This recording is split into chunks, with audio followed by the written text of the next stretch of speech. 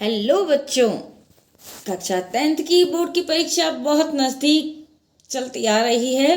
होली का त्यौहार बीच में, एक दिन की मजाक मस्ती एंजॉय भी लीजिएगा, साथ साथ में अपनी पढ़ाई को भी करते रहिएगा। देखिए, पढ़ते हम दिन भर नहीं है, लेकिन होली साल भर का त्यौहार है, इसलिए मैं मना नहीं करूँगी कि आप लोगों को खेलना ही नहीं है। बोर्ड की परीक्षा है, खेलिए, होली भी खेलिए, होली का भी आनंद लीजिए, लेकिन साथ साथ में अपनी पढ़ाई को भी करते रहिए। दिन भर तो होली है नहीं, 2 घंटे खेलिए, 3 घंटे खेलिए अपने दोस्तों के साथ में, और उसके साथ में फिर अपनी पढ़ाई पर लग जाइए। चलिए, आज हम करते हैं मॉडल पेपर 4 हिंदी में ही।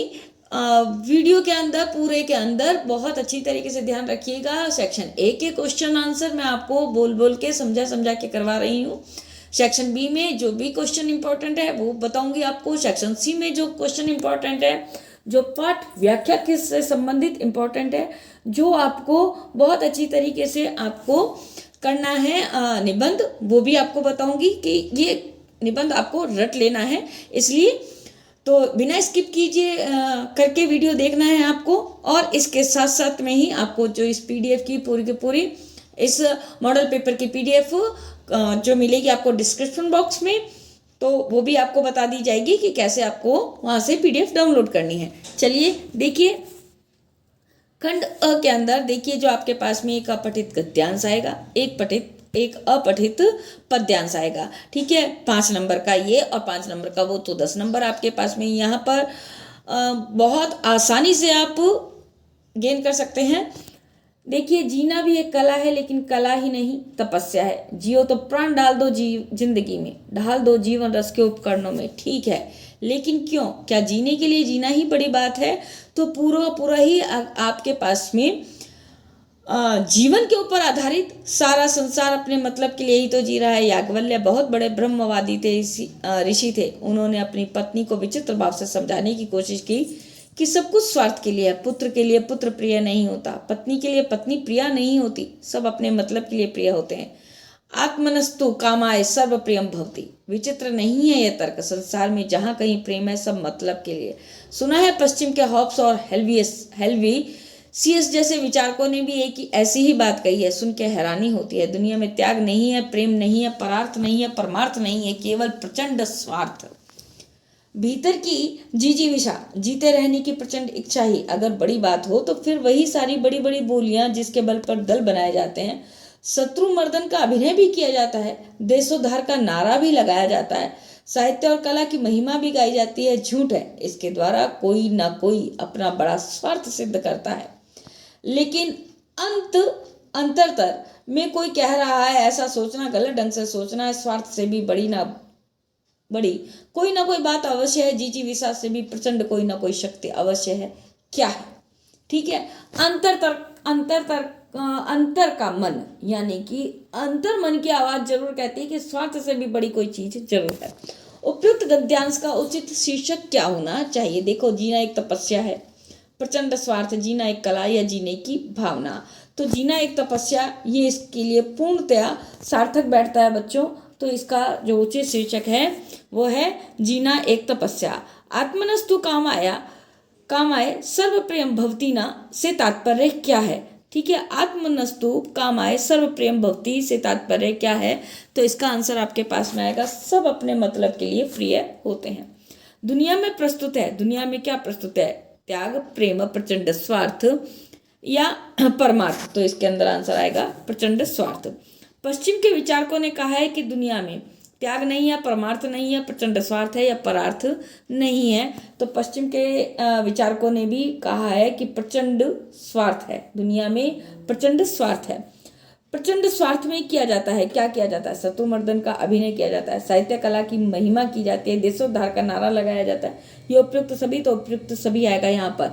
5वें का आंसर आएगा उपयुक्त सभी। प्रचंड स्वार्थ के अंदर ये सारे के सारे कार्य किए जाते हैं। ठीक है, ये आपके पास में हो गया अपठित गद्यांश। अब आता है आपके पास में अपठित काव्यांश। देखिए, मैं जो आपके पास में कविता है माखनलाल चतुर्वेदी की, चाह नहीं मैसूर बाला के गहनों में गूंथा जाऊं, चाह नहीं सम्राटों के सौ पर हे हरि डाला जाऊं, चाह नहीं देवों के सिर पर चढ़ूं, भाग्य पर इठलाऊं, मुझे तोड़ लेना वनमाली, उस पथ पर तुम देना फेंक, मातृभूमि पर शीश चढ़ाने जिस पथ जाए वीर अनेक। मुझे मालूम है क्योंकि मैंने ये सिलेबस में पढ़ा रखी है कविता। ये माखनलाल चतुर्वेदी की कविता है, राइटर इसके माखनलाल चतुर्वेदी है। पुष्प की अभिलाषा इसका जो है शीर्षक है। तो देखिए प्रस्तुत काव्यांश का उचित शीर्षक है पुष्प की अभिलाषा। देखिए, मुझे तोड़ लेना वनमाली उस पथ पर देना फेंक, चाह नहीं मैं सुरबाला के। ठीक है, यहाँ पर पुष्प की अभिलाषा कहीं नहीं आ रखा, लेकिन फिर भी पुष्प की अभिलाषा इसलिए है बच्चों क्योंकि ये पूरा का पूरा जो डिपेंड करता है ये पुष्प की अभिलाषा के ऊपर ही है। देखिए, ये जो पूरी की पूरी कविता है ना बच्चों, ये आपके पास में पूरी की पूरी ये देखिए अभिलाषा है, इच्छा है किसकी? पुष्प की। मुझे तोड़ लेना वनमाली उस पथ पर देना तुम फेंक। तो ये एक पुष्प की अभिलाषा है, पुष्प की इच्छा है कि मैं ना तो देवताओं के सिर पर चढ़ूं, ना मैं किसी सुंदरी के बालों में गूंथा जाऊं, ऐसा नहीं है। मुझे सम्राटों के सौ पर डाल दिया जाए, ऐसा भी मैं नहीं चाहता। मुझे तोड़ लेना वनमाली, हे माली तुम मुझे तोड़ करके मुझे उस पथ पर डाल देना जहां पर से वीर जाते हो गुजरते हो, मुझे उस पथ पर डाल देना। ठीक है, तो ये पुष्प की अभिलाषा आपके पास में यहाँ पर एप्रोप्रिएट आंसर आना है। पुष्प की अभिलाषा है। ठीक है, यहाँ पर पुष्प की अभिलाषा क्या है बच्चों? अभी देखिए, मैंने आपको अभी बताया था वीरों के रास्ते में सजना। ठीक है, वीरों के रास्ते में सजना, ये पुष्प की अभिलाषा है। तो इसका आंसर आ जाएगा 7 नंबर का द। इन पंक्तियों में पुष्प की कौन सी भावना व्यक्त होती है? राष्ट्र प्रेम की, ईश्वर प्रेम की नहीं, सौंदर्य प्रेम की नहीं, श्रृंगार प्रेम की नहीं, राष्ट्र प्रेम की। चाह नहीं देवों के सिर पर इठलाऊं मैं, चाह का अर्थ है यानी कि इच्छा, अभिलाषा, कामना, उपयुक्त सभी। देखिए बच्चों, ये चारों के तीनों इच्छा, अभिलाषा और कामना तीनों ही पर्यायवाची हैं, एक दूसरे के पर्यायवाची हैं, इसलिए आंसर आपके पास में आएगा उपयुक्त सभी। कौन सा कथन सत्य है? पुष्प श्रृंगार में सजना चाहता है, पुष्प देवों के सिर पर चढ़कर इठलाना चाहता है, पुष्प सम्राटों की सब यात्रा में बिखरना चाहता है, या वीरों के पदमार्ग में देश की खातिर बिखरना चाहता है। तो आंसर आपके पास में आएगा वीरों के पदमार्ग में देश की खातिर बिखरना चाहता है। ये आंसर आपके पास में आ गया। ठीक है, लेखिका ने गंगटोक को किसका शहर कहा है? जब आप लेसन रीड करते हैं तो वहां पर एक लाइन आती है, गंगटोक मेहनतकश बादशाहों का शहर है। ठीक है, तो मेहनतकश बादशाहों का शहर है गंगटोक। नाक किसका घोतक होती है? मान सम्मान या प्रतिष्ठा का। किसका घोतक होती है? नाक कट गई मतलब मान सम्मान चला गया, इज्जत चली गई, तो नाक घोतक होती है, प्रतीक होती है मान सम्मान या प्रतिष्ठा का। ठीक है, 12 नंबर का आपके पास में आंसर आता है अब देखिए आपके पास में जो क्वेश्चन है, रिक्त स्थानों की पूर्ति, पर्वत, नदी, नगर, पक्षी, फूल आदि उदाहरण हैं। सबके सब जातिवाचक संज्ञा के उदाहरण हैं बच्चों। तो यहाँ पर आपके पास में आएगा जातिवाचक संज्ञा, यहाँ पर आपके पास में जातिवाचक संज्ञा। ठीक है बच्चों, ध्यान रखिएगा जातिवाचक संज्ञा। सर्वनाम शब्द भाषा को कौन से दोष से बचाते हैं? पुनरुक्ति दोष से, क्योंकि बार बार सर्वनाम का संज्ञा का उपयोग ना हो इसलिए पुनरुक्ति दोष से बचाते हैं सर्वनाम शब्द। ठीक है, जो विशेषण संज्ञा का बोध कराते हैं वह संख्यावाचक विशेषण होता है, संज्ञा नहीं। यहाँ पर संख्या आएगा बच्चों। ठीक है, यहाँ पर संख्या आएगा तो यहाँ पर संख्या, ये गलत है, यहाँ पर छपा हुआ संख्या आएगा तो वहाँ पर संख्यावाचक विशेषण होता है। जो अवयव शब्द क्रिया की विशेषता का बोध कराते हैं उन्हें क्रिया विशेषण कहते हैं। जो अवयव शब्द क्रिया की विशेषता का बोध कराते हैं उन्हें क्रिया विशेषण कहा जाता है। उपसर्ग शब्द के प्रारंभ में जुड़ करके, आरंभ, प्रारंभ या आगे जुड़ करके शब्द का अर्थ बदल देते हैं। उपसर्ग और प्रत्यय दोनों ही शब्दांश होते हैं, ये भी ध्यान रखिएगा। उपसर्ग शब्द के प्रारंभ में, आरंभ में जुड़ करके शब्द का अर्थ बदल देते हैं, विकार उत्पन्न कर देते हैं। संस्कृत के प्रत्यय 2 प्रकार के होते हैं, यहाँ पर 2 आएगा बच्चों आपके पास में, 2 प्रकार के होते हैं। संस्कृत के प्रत्यय 2 प्रकार के होते हैं। अब आगे चलते हैं। देखिए, विसर्ग संधि की परिभाषा बतानी है आपको, जहाँ पर विसर्ग का लोप हो जाता है। ठीक है, जहाँ पर विसर्ग का लोप होता है अथवा विसर्ग के स्थान पर नया वर्ण आ जाता है उसे क्या कहते हैं हम? विसर्ग संधि। जैसे नी प्लस चल तो निश्चल हो जाता है।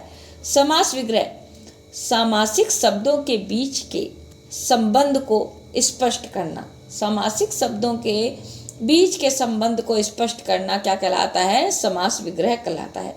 कान कतरना मुहावरे का अर्थ सहित वाक्य पर प्रयोग कान कतरना होता है, चतुराई दिखाना, बहुत चतुराई दिखाना, कान कतरना। कई व्यापारी सौदा बेचने में अपने ग्राहकों के कान कतर लेते हैं। न सावन सूखा न भादो हरा, लोकोक्ति का अर्थ स्पष्ट करना है तो हर सदा एक से हालत में रहना, ठीक है ना, ना ज़्यादा गरीबी ना ज़्यादा अमीरी, ना सावन सूखा ना भादो हर। भगत जी ने समाज की प्रचलित कौन सी 2 महत्वपूर्ण मान्यताओं को चुनौती दी? तो बच्चों बाल गोविंद भगत पाठ में से है ये। भगत जी ने समाज की 2 जो प्रचलित है, एक तो भगत जी ने पतोहू यानी कि अपने बेटे की बहू के हाथों पुत्र को अग्नि दिलवाई थी। जब उनका पुत्र की मृत्यु हो गई थी तो अपने बहू के हाथों से उनकी जो अग्नि है, चिता को अग्नि बहू के हाथों से दिलवाई थी। और जो अपने बेटे की बहू थी यानी कि अपने बहू को उन्होंने अपने भाई के साथ अपने भाई के साथ में भेज दिया, उसे अपने भाई के साथ में भेज दिया और उससे पुनर्विवाह करने के लिए कहा। ठीक है, ये 2 जो महत्वपूर्ण मान्यताएं थी, समाज में प्रचलित महत्वपूर्ण मान्यताएं थी, इनको चुनौती दी थी। पुराणों में स्त्री शिक्षा का उल्लेख क्यों नहीं मिलता? पुराणों में उस काल में स्त्रियों के अलग से विश्वविद्यालय नहीं थे, अलग से विद्यालय नहीं थे, या फिर स्त्री शिक्षा का साक्ष्य नष्ट हो गए हों, ऐसा हो सकता है।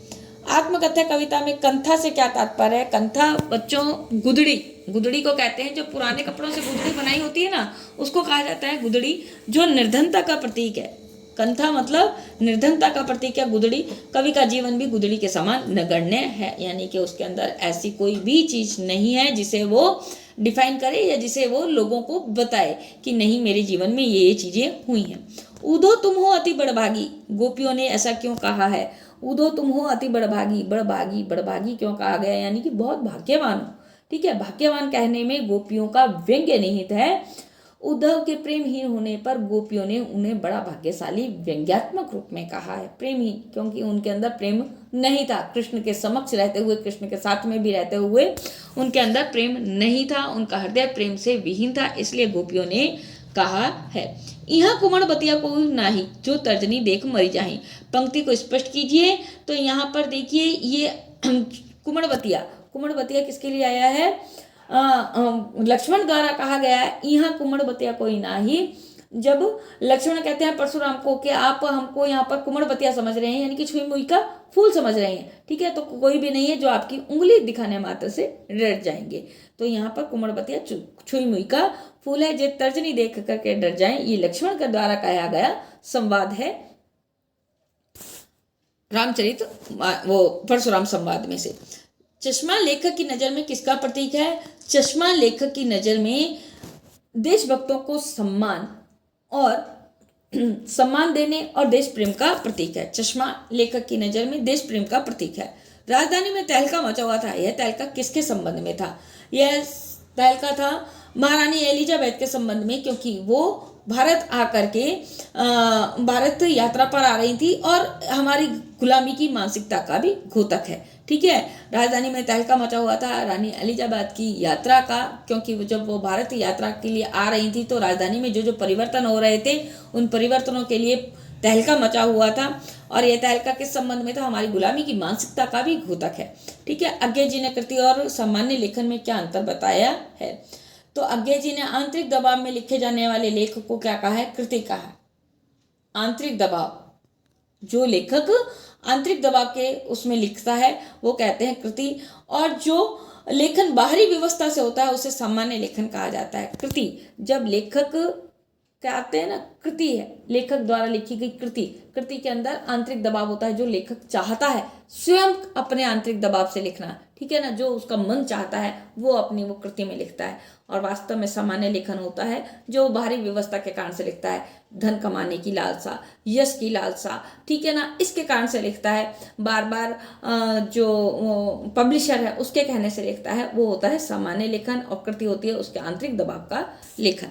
ठीक है, अब आता है आपके पास में एक संवेदनशील युवा नागरिक की हैसियत से विज्ञान का दुरुपयोग रोकने में आपकी क्या भूमिका है?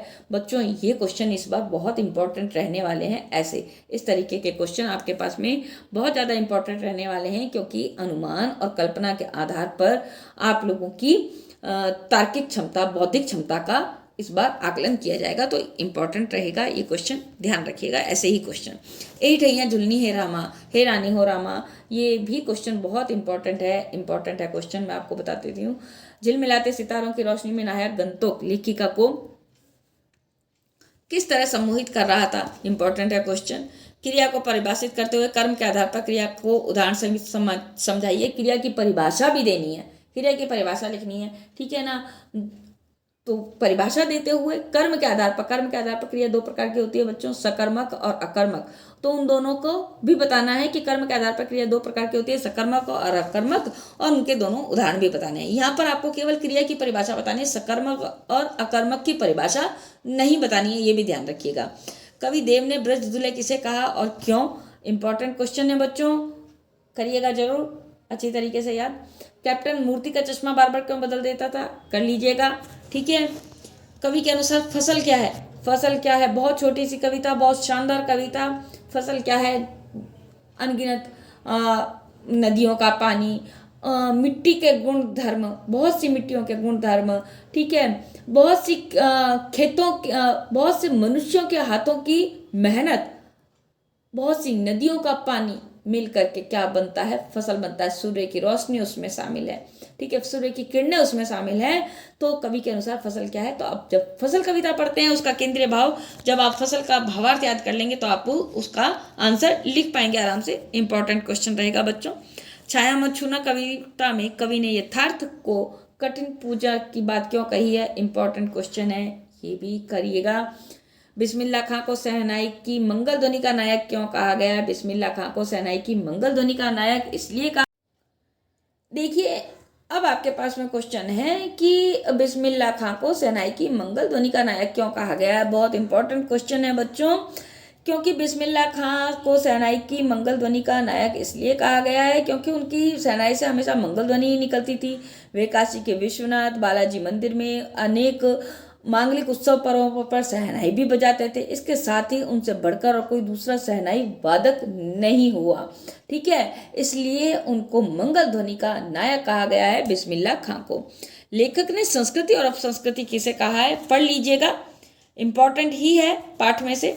एक कहानी यह भी आपको क्या संदेश देती है, इंपॉर्टेंट क्वेश्चन है, ठीक है। 2-2 नंबर के क्वेश्चन अधिकतर आपके पास में डेस्क वर्क में इंपॉर्टेंट क्वेश्चन ही दिए गए हैं, इसलिए जरूर कीजिएगा। कवि नागार्जुन का जीवन का परिचय और कर्तृत्व पढ़ना है, याद करना है। महावीर प्रसाद द्विवेदी का जीवन परिचय और कर्तृत्व मैं आप लोगों को बता देती हूँ। जब भी आप किसी भी राइटर का जीवन परिचय और करते हैं तो सबसे पहले आपको उनका जीवन और मृत्यु, उनकी उन्होंने किस विषय पर ज़्यादातर लिखा है, उनकी जो रचनाओं में कौन सा केंद्रीय भाव निहित रहता है, ठीक है ना। जैसे किसी ने स्त्री शिक्षा पर लिखा है, किसी ने हाशिए के ऊपर लिखा है, हाशिए के लोगों के ऊपर लिखा है, ठीक है, किसी ने अपने छायावाद के ऊपर लिखा है, किसी की प्रवृत्ति संघार परक रही है, किसी की सामाजिक विषमताओं को लेकर के रही है। तो किस चीज़ को उन्होंने अपनी रचनाओं में मुख्य स्वर दिया है, ये बात जरूर ध्यान रखिएगा, ठीक है। इसके अलावा भाषा शैली कैसी है, उनकी प्रमुख रचनाएं क्या है, उनका प्रमुख सम्मान क्या क्या मिले हुए हैं, ये बात बहुत ज़्यादा ध्यान रखिएगा। 2 नंबर के क्वेश्चन के लिए ये पॉइंटों के ऊपर फोकस करके आप अपनी जो है किसी भी राइटर का या किसी भी कवि का जीवन परिचय और कर्तृत्व लिख सकते हैं। अब देखिए आपके पास में गद्यांश की सप्रसंग व्याख्या, तो आपके पास में जो पहले आता है ये आता है आपके पास में काशी विश्वनाथ शहनाई वाला पाठ है, बिस्मिल्लाह खां वाला, ठीक है ना। तो वो उस पाठ में से आया हुआ है आपके पास में। बिस्मिल्लाह खां में से जो है आपके पास में पाठ है नौबत खाने में इबादत, नौबत खाने में इबादत, इस पाठ में से आपके पास में ये है, ठीक है। तो इसके अंदर जो लिखा हुआ है, ठीक है, उसके लिए पहले तो आपको किताब का लिखना है कि प्रस्तुत अवतरण लेखक यतेंद्र मिश्र द्वारा लिखित, लेखक का नाम यतेंद्र मिश्र द्वारा लिखित, व्यक्ति चित्र नौबत खाने में इबादत से लिया गया है। बिस्मिल्लाह खां के शहनाई वादक तथा संगीत पर कैसे और किसका प्रभाव पड़ा लेखक ने इस बात में बताया है, ठीक है। अब आपके पास में जो दूसरा पैराग्राफ है, जो दूसरा गद्यांश है, वो है बच्चों आपके पास में भदत आनंद कौशलायन, ठीक है, भदत आनंद कौशलायन का पाठ लिखा हुआ है संस्कृति, इससे लिया गया आपके पास में पाठ, ये संस्कृति पाठ से लिया गया आपके पास में गद्यांश, ठीक है। भदत आनंद कौशलायन इसके राइटर हैं और इसके अंदर लेखक ने सभ्यता और असभ्यता के मध्य अंतर को स्पष्ट किया है। जब आप इस गद्यांश को पढ़ेंगे तो ये आपके पास में प्रसंग आ जाएगा। उसके बाद में एक एक लाइन को पढ़ते जाइए, उसकी 2-2 लाइनें अपने शब्दों में अपने विचारों के अंतर्गत बनाइए, आपकी व्याख्या कंप्लीट हो जाएगी। ठीक है, विशेष में आप जरूर लिखेंगे कि भाषा शैली प्रभावमयी और परिनिष्ठित है, परिमार्जित है, अर्थ व्यंजना गांभीर्य लिए हुए है। ठीक है ना, एक पॉइंट विशेष में जरूर लिखना है। देखिए आपके पास में सप्रसंग व्याख्या आ रखी है, ये आ रखी है आपके पास में जयशंकर प्रसाद की रचना में से। ठीक है, जयशंकर प्रसाद की रचना है, ये है आपके पास में आत्मकथ्य कविता में से। ठीक है, इंपॉर्टेंट रहना है ये। और मैंने आपको पहले भी बताया था, हरी है राजनीति पढ़ी आए, या तो आप ये 3 राइटर्स करिए, चाहे सूरदास, चाहे तुलसीदास, चाहे देव। इन 3 राइटर्स को अगर कर लीजिए तो आपको पीछे की पूरी व्याख्याएं छोड़ देनी है। और अगर इन 3 राइटर्स आपको कठिन लग रहे हैं तो आपको पीछे वाले जितने भी हैं, जयशंकर प्रसाद, नागार्जुन, ऋतुराज, सूर्यकांत त्रिपाठी निराला, ठीक है, इनको गिरिजा प्रसाद माथुर, इनकी कविताओं की आपको व्याख्या पढ़नी है। और मेरे हिसाब से यही व्याख्याएं आपको, ये कविताएं आपको ज़्यादा उचित रहेंगी पढ़नी। ठीक है, इसके अलावा मैं आपको बताती हूँ, देखिए आपके पास में क्वेश्चन है, कवि ने कठिन यथार्थ पूजन की बात क्यों कही है। ठीक है, ये क्वेश्चन आपके पास में आता है। नौबत खाने में इबादत नाम के पाठ का संदेश स्पष्ट कीजिए। और ये वाला ये क्वेश्चन आपके पास में इम्पोर्टेंट रहेगा। ठीक है, वेरी इंपॉर्टेंट क्वेश्चन। इसके अलावा आपके पास में देखिए 4 निबंध है, 4 निबंधों में से आपको 2 निबंध बताती हूँ बहुत अच्छी तरीके से, बेटी बचाओ बेटी पढ़ाओ और स्वच्छ भारत अभियान। ठीक है, ये 2 निबंध बहुत अच्छी तरीके से करने हैं आप लोगों को। अब आगे चलते हैं हम शैक्षिक भ्रमण का वर्णन करते हुए अपने मित्र प्रियांशु को, और एक पत्र लिखिए, तो ये कर लीजिएगा आप। इसमें इन दोनों में आपके पास में ये इंपॉर्टेंट रहना है। ठीक है, ये कर लीजिएगा। ये आपके पास में ऐसा भी आ सकता है, शैक्षिक भ्रमण का वर्णन करते हुए अपने मित्र प्रियांशु को एक पत्र लिखिए, या फिर अपने पिता को या अपने बड़े भाई को पत्र लिखिए। तो यहाँ पर जब आप पत्र लिखते हैं अपने पिता को या बड़े भाई को, तो हमेशा ध्यान रखिए जब आप लास्ट में लिखते हैं ना, आपका स्नेही, आपका शुभेच्छु, ऐसा कुछ, तो इसमें पिता को आपका स्नेही लिखेंगे, शुभेच्छु नहीं लिखेंगे। ठीक है, तो अब देखिए आपके पास में एक सार्वजनिक विज्ञापन, यातायात अथवा परिवहन। अब देखिए बच्चों, एक और आपके पास में 23 नंबर क्वेश्चन है, जो है लास्ट आपका क्वेश्चन पेपर का। उसके अंदर एक विज्ञापन है 4 नंबर का। ठीक है, तो दोनों ही अथवा में आ रखे हैं। बहुत अच्छा है आपके पास में नंबर स्कोर करने के लिए ये विज्ञापन। देखिए थोड़ा लिखने में आपके पास में नंबरिंग की स्कोरिंग अच्छे से आ सकती है, तो ये जरूर तैयार कीजिए आप। एक तो देखिए दोनों ही विज्ञापन आपके पास में यहाँ पर इंपॉर्टेंट दे रखे हैं। एक तो लॉस्ट एंड फाइंड का है, खोने और पाने का विज्ञापन। ठीक है, सब्जेक्टिव टाइप के अनुसार ये आपके पास में इंपॉर्टेंट है, तो ये तरीका ध्यान रखिएगा। खोने और पाने का जो विज्ञापन है किस तरीके से लिखना है, तो ये आप तरीका देख लेंगे तो यहाँ पर किसी भी प्रकार का जो विज्ञापन आएगा आप उसको अच्छी तरीके से लिख पाएंगे। ये देखिए आपके पास में यातायात अथवा परिवहन अधिकारी की ओर से सड़क पर वाहन सावधानी से चलाने का एक सार्वजनिक विज्ञापन तैयार लिखिए, तो ये भी इम्पोर्टेंट है। अब आपके पास में देखिए इस पूरे पेपर की आंसर शीट भी अवेलेबल रहनी है डिस्क्रिप्शन बॉक्स में। मैं किसी प्रकार का कोई पासवर्ड नहीं डाल रही हूँ, लेकिन मैं ये PDF आप लोगों को टेलीग्राम पर अवेलेबल नहीं करवा रही। जो आपके पास में PDF है आप लोगों के पास में डिस्क्रिप्शन बॉक्स में ही रहेगी, तो आप वहाँ से आप PDF जरूर डाउनलोड कर सकते हैं। पूरा का पूरा आपके पास में विद आंसर्स है, आपके पास में पूरे के पूरे मॉडल पेपर 4 की। ठीक है, तो ये जो आपके पास में वीडियो आप लोगों को टेलीग्राम पर भी भेज दिया जाएगा, और वहाँ पर जितनी भी PDF है आप वहाँ पर उन PDF को डाउनलोड कर सकते हैं। वीडियोस भी आप लोगों को वहाँ मिल जाएंगे। तो टेलीग्राम का लिंक मैं आपको डिस्क्रिप्शन बॉक्स में भी दे दूंगी। टेलीग्राम चैनल भी ज्वाइन कीजिए, और PDF को आप डिस्क्रिप्शन बॉक्स में से ले लीजिए। आप वहाँ से लेकर के शेयर भी कर सकते हैं। बच्चों प्लीज़ लाइक करना ना भूलिए, और चैनल पर अगर नए हैं, अभी तक नहीं जुड़े हैं, तो सब्सक्राइब करना भी ना भूलिए, ताकि ऐसे ही आप लोगों को जो पढ़ाई से संबंधित आप लोगों की जो सामग्री है वो आप लोगों को टाइम से उपलब्ध होती रहे। आज के लिए वंदे मातरम, जय भारत।